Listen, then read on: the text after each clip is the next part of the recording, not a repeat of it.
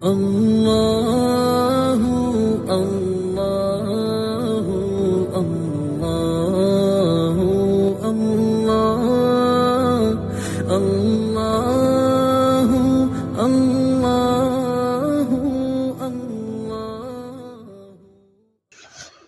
آج کا سبق سورہ محمد کی آیت نمبر 16 سے ہے۔ اعوذ باللہ من الشیطان الرجیم، بسم اللہ الرحمن الرحیم۔ ومنهم من يستمع إليك حتى إذا خرجوا من عندك قالوا للذين أوتوا العلم ماذا قال آنفا أولئك الذين طبع الله على قلوبهم واتبعوا أهواءهم۔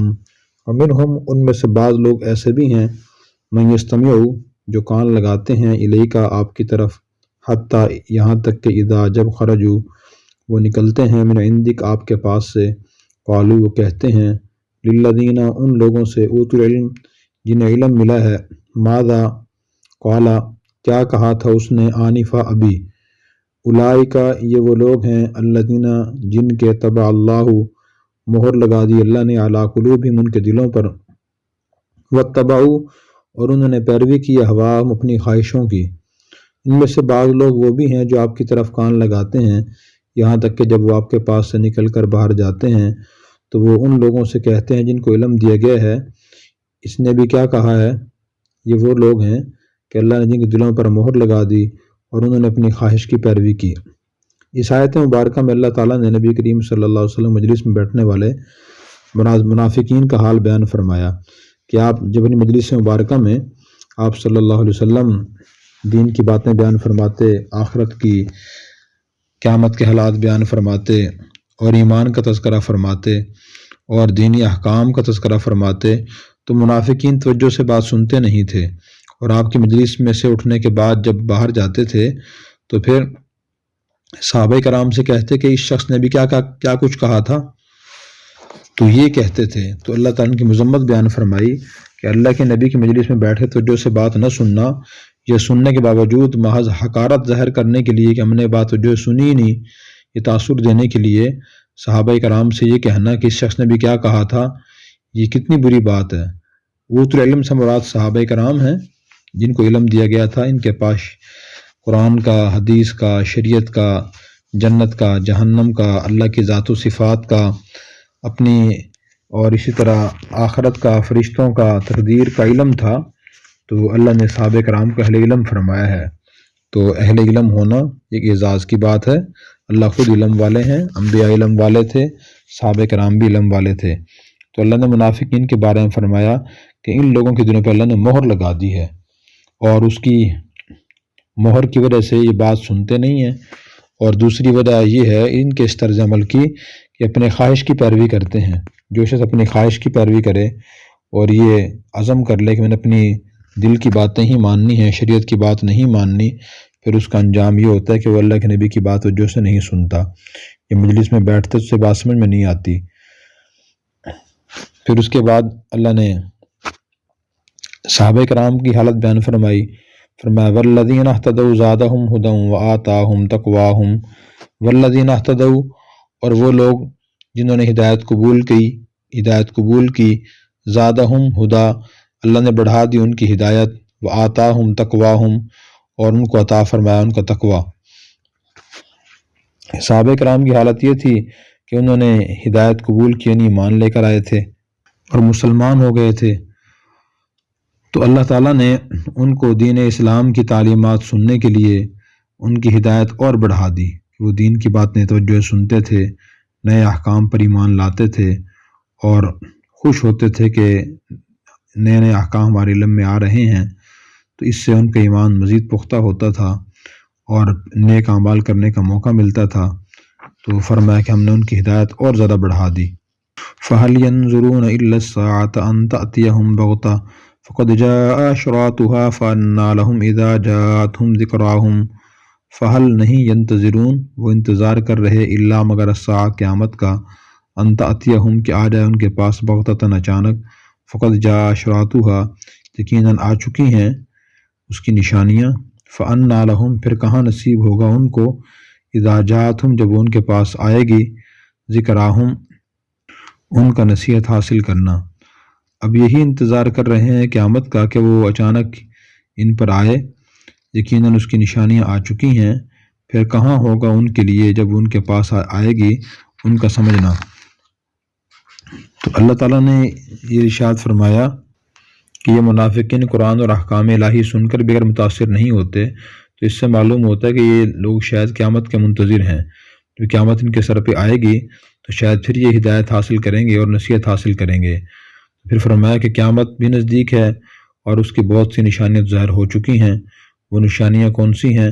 نبی کریم صلی اللہ علیہ وسلم نے قیامت کی بہت سی نشانیاں تفصیل سے بیان فرمائی ہیں۔ خود آپ کا نبی بن کر آ جانا بھی قیامت کی نشانی ہے۔ حضور نے خود فرمایا انا والساعۃ بعثت انا والساعۃ کہاتین، میں اور قیامت اس طرح بھیجے گئے ہیں، اور آپ نے 2 انگلیوں سے اشارہ فرمایا، دونوں تھوڑا فاصلہ فرمایا۔ اس سے معلوم ہوا قیامت حضور کی بعثت کے بعد آنے والی ہے، اور آپ کی بعثت اور قیامت کے درمیان کوئی اور نبی نہیں آئے گا۔ اسی طرح نبی کریم صلی اللہ علیہ وسلم کے ذریعے چاند و ٹکڑے ہوا، یہ آپ کا معجزہ تھا، یہ بھی قیامت کی علامات میں سے ایک بڑی علامت تھی، اور یہ علامات پیش آ چکی ہیں۔ پھر اس کے بعد نبی کریم صلی اللہ علیہ وسلم نے اپنی حدیث میں جو قیامت کی علامات بیان فرمائی ہیں وہ کچھ عرض کر دیتے ہیں۔ آپ نے ارشاد فرمایا قیامت کی علامات یہ ہیں: علم اٹھ جائے گا، یعنی علم ختم ہو جائے گا، یہ دین کا علم لوگ کم حاصل کریں گے۔ نمبر 2، جہالت بڑھ جائے گی۔ نمبر 3، زنا کی کثرت ہوگی۔ نمبر 4، شراب پینے کی کثرت ہوگی۔ اور نمبر 5 فرمایا کہ مرد کم رہ جائیں گے۔ اور نمبر 6، عورتوں کی تعداد بڑھ جائے گی، یہاں تک کہ 50 عورتوں کی کفالت کرنے والا ایک مرد ہوگا۔ ایک روایت میں یہ ہے کہ علم کم ہو جائے گا اور جہالت خوب پھیل جائے گی۔ یہ صحیح بخاری مسلم میں ایک روایت ہے۔ اسی طرح ابو ہریرہ رضی اللہ عنہ نے ایک طویل روایت نقل کی ہے جس میں قیامت کی 14 نشانیاں بیان فرمائی گئی ہیں۔ وہ آپ نے ارشاد فرمائی، نمبر 1 فرمایا کہ جب مال غنیمت کو شخصی دولت سمجھ لیا جائے گا، یعنی جو قومی خزانہ ہوگا اور قوم کا مال ہوگا اسے حکمران اپنا ذاتی مال سمجھیں گے اور اسے مفت کا مال سمجھ کے استعمال کریں گے، یہ بھی قیامت کی نشانی ہے۔ نمبر 2، امانت کو مال غنیمت قرار دے لیا جائے گا کہ حلال سمجھ کر کھا جائیں گے لوگ اسے۔ اور نمبر 3، زکوٰۃ کو لوگ تاوان سمجھیں گے، اس کے ادائیگی میں دل میں تنگی محسوس کریں گے۔ اور نمبر 4، علم دین دنیاوی اغراض کے لیے حاصل کیا جانے لگے گا۔ نمبر 5، مرد اپنی بیوی کی اطاعت اور ماں کی نافرمانی کرنے لگے گا، یعنی بیوی کی ناجائز باتیں ہی مانے گا اور ماں کی جائز باتیں بھی نہیں مانے گا جب یہ کام ہوگا۔ نمبر 6، انسان اپنے دوست کو قریب کرے گا اور والد کو خود سے دور کرے گا، یعنی دوست کی بات مانے گا اور والد کی جائز بات بھی نہیں مانے گا۔ نمبر 7، مساجد میں شور و شراب ہونے لگے گا۔ نمبر 8، قوم کا سردار میں سب سے زیادہ فاسق بد کردار آدمی ہو جائے گا، لوگ اس کے شر سے بچنے کے لیے اس کو سردار بنا لیں گے اور بد کردار ہوگا، حالانکہ قوم کا سردار اچھا اور نیک آدمی ہونا چاہیے۔ نمبر 9، قوم کا نمائندہ ان سب میں سب سے گھٹیا آدمی ہو جائے گا۔ نمبر 10، شریر آدمی کا اکرام صرف اس کی عزت اس کے شر سے بچنے کے لیے کیا جائے گا۔ نمبر 11، گانے والی عورتوں گانا عام ہو جائے گا۔ نمبر 12، باجے پھیل جائیں گے، مزامیر باجے گانے کے آلات پھیل جائیں گے۔